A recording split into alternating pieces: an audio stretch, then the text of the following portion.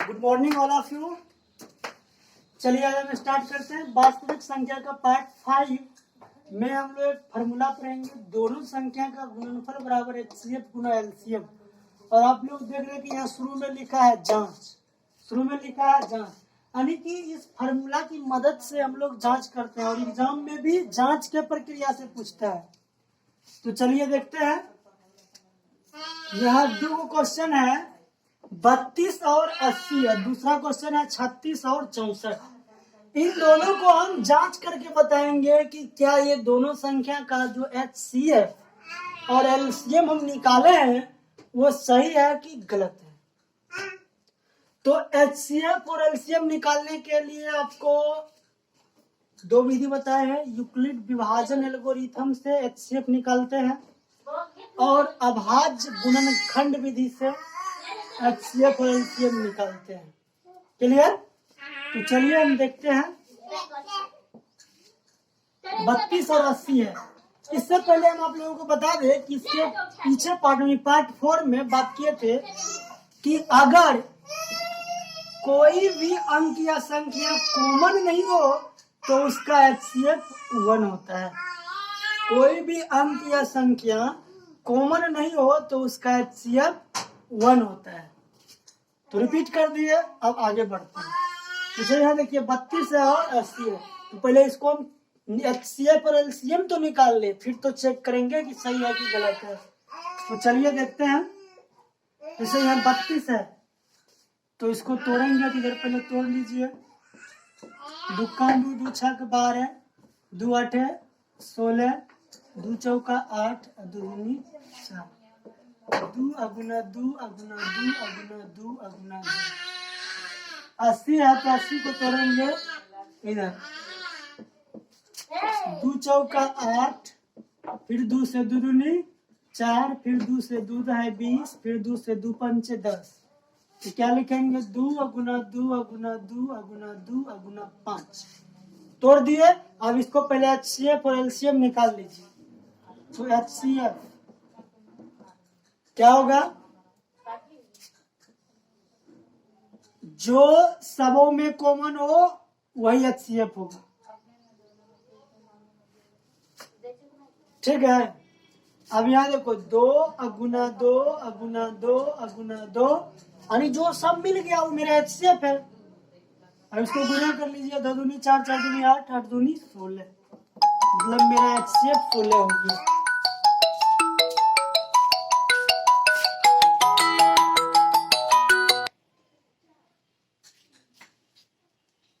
Sorry, बीच में call आ गया था। चलिए देखते हैं फिर आगे। एलसीएम, एलसीएम निकालने के लिए क्या बतलाए थे कि जो अंक या संख्या जिस लाइन में सबसे अधिक बार लिखा हो उस लाइन का पूरा अंक या संख्या को लिखेंगे। 2 इसमें कितनी बार है? 1 2 3 4 5 बार। इसमें 1 2 3 4, तो इसमें कम है और इसमें अधिक है। तो इस लाइन के सारे 2 को लिखेंगे। मतलब 2 अगुना 2 अगुना 2 अगुना 2 अगुना 2। अच्छा एक बात हो, अगर आपको इस तरीका से समझ में नहीं आ रहा है तो आप लोग बताइएगा, दूसरे तरीका से भी समझाने का कोशिश करेंगे। हम समझ रहे हैं कि सबसे आसान विधि यही है, लेकिन अगर आप लोगों को समझ में नहीं आ रहा है तो प्लीज कमेंट जरूर कीजिएगा और दूसरे तरीका से इसको समझाने का कोशिश करेंगे। आगे अब इसमें बचा क्या? 5। तो 5 कहीं नहीं मिला तो उसको गुना कर दिए।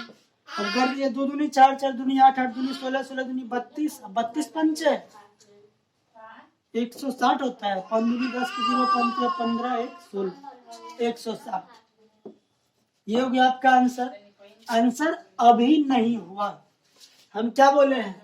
जांच कीजिए, शॉर्ट में लिखे हैं, जांच कीजिए कि दोनों संख्या का गुणनफल बराबर एचसीएफ गुना एलसीएम।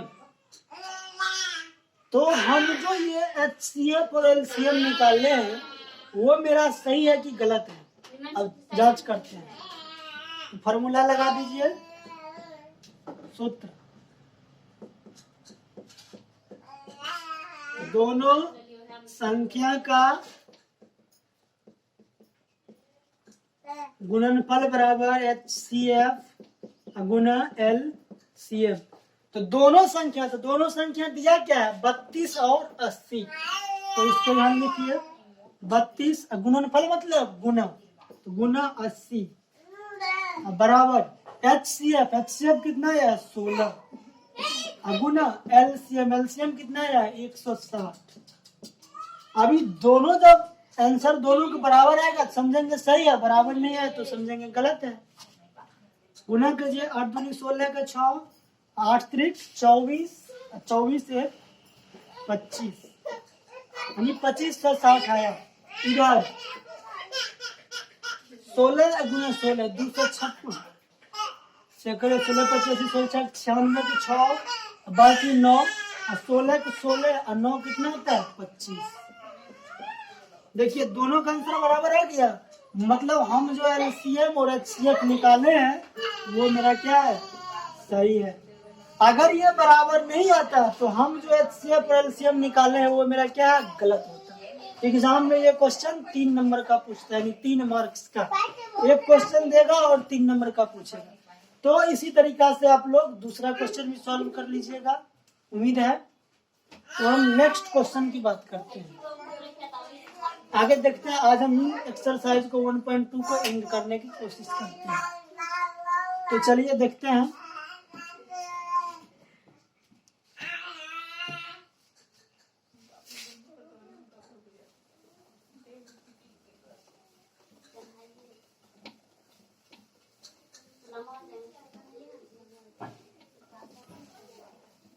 लास्ट क्वेश्चन इसी सूत्र से जुड़ा हुआ है, क्वेश्चन आप लोग बना लीजिएगा 36 और 64 का।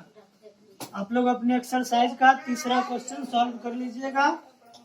तीसरा टाइप का ये फॉर्मूला है NCERT बुक। आज हम क्वेश्चन नंबर 4 बता रहे हैं आप लोगों को, इसी सूत्र से रिलेटेड है, थोड़ा सा चेंज है। कह रहा है कि HCF 306 657 बराबर 9 दिया है, छोड़िए दिया है। कह रहा LCM 306 और 657